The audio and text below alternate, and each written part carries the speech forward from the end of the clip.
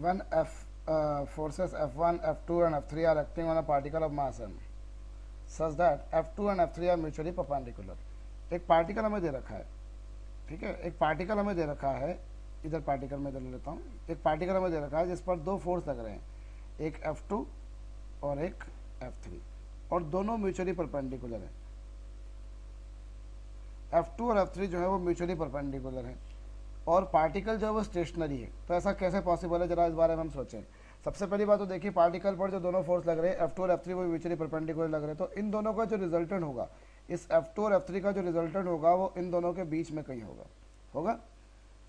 दो फोर्सेस का रिजल्टेंट उन्हीं के बीच में लाया करता है। तो this is the resultant of F2 and 3। ये क्या है? It is resultant force of F2 and F3, ठीक है। ये F2 और F3 का रिजल्टेंट हो गया, वो इन दोनों के बीच में कहीं लगेगा। अब तीसरा फोर्स एक और लग रहा है हमारे पास में F1, पार्टिकल पर तीन फोर्स लग रहे हैं F2 और F3, F2 और F3 का रिजल्टेंट मैंने निकाला, वो यहाँ पर आ गया हमारे पास में। अब हमसे बोल रहे हैं कि पार्टिकल रेस्ट में, पार्टिकल रेस्ट में मतलब क्या?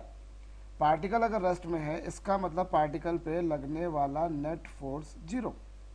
अब अगर पार्टिकल पर लगने वाला नेट फोर्स जीरो, जैसा कैसे पॉसिबल है? ऐसे पॉसिबल है कि F2 और F3 का जो रिजल्टेंट इनके बीच में आया, F1 उसके बराबर ही आ जाए और उसके बिल्कुल अपोजिट आ जाए। अगर F1 उसके बराबर आ जाए और उसके अपोजिट आ जाए तो क्या होगा उस स्थिति में?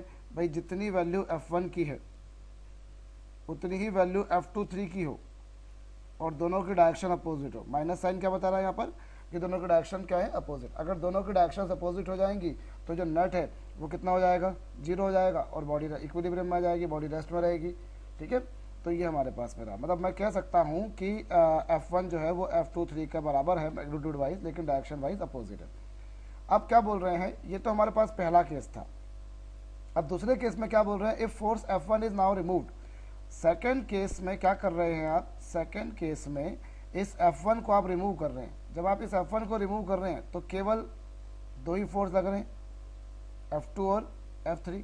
भाई आपसे ये तो बोला नहीं कि F2 F3 के मैग्नीट्यूड में कोई चेंज लाए हैं, डायरेक्शन में कोई चेंज लाए हैं, तो वो अंडरस्टूड है कि उनकी वैल्यूज और उनकी डायरेक्शंस वैसी रहेंगी जैसे पहले थी। पहले भी वो म्यूचुअल परपेंडिकुलर थे, अब भी म्यूचुअल परपेंडिकुलर रहेंगे, और जितने उनके मैग्नीट्यूड पहले थे बाद में भी मैग्नीट्यूड उतने ही रहेंगे, ठीक है। तो ये हो गया। अब पूछ रहे हैं उसका एक्सेलरेशन क्या होगा। तो अब भाई अब इस केस में जो बॉडी पर लगने वाला नेट फोर्स है वो कितना होगा? वो होगा कितना?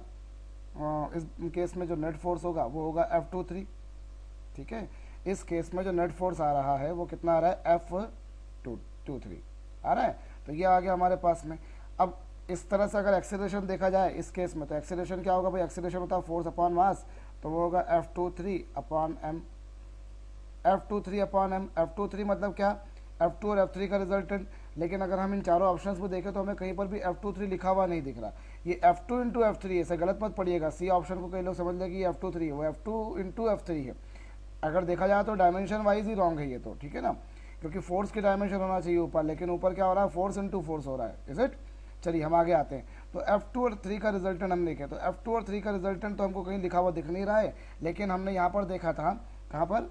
पहले वाले केस में, कि F1 की वैल्यू F2 3 के बराबर है मैग्नीट्यूड वाइज। तो at the place of F2 3 मैं F1 भी लिख सकता हूँ। Magnitude wise they both are same, the thing is there only their directions are opposite. Otherwise what is the magnitude of F2 3? It is the magnitude of F1. तो ये जो acceleration आएगा ये कितना आ जाएगा? F1 upon m। Okay, so answer A will be correct.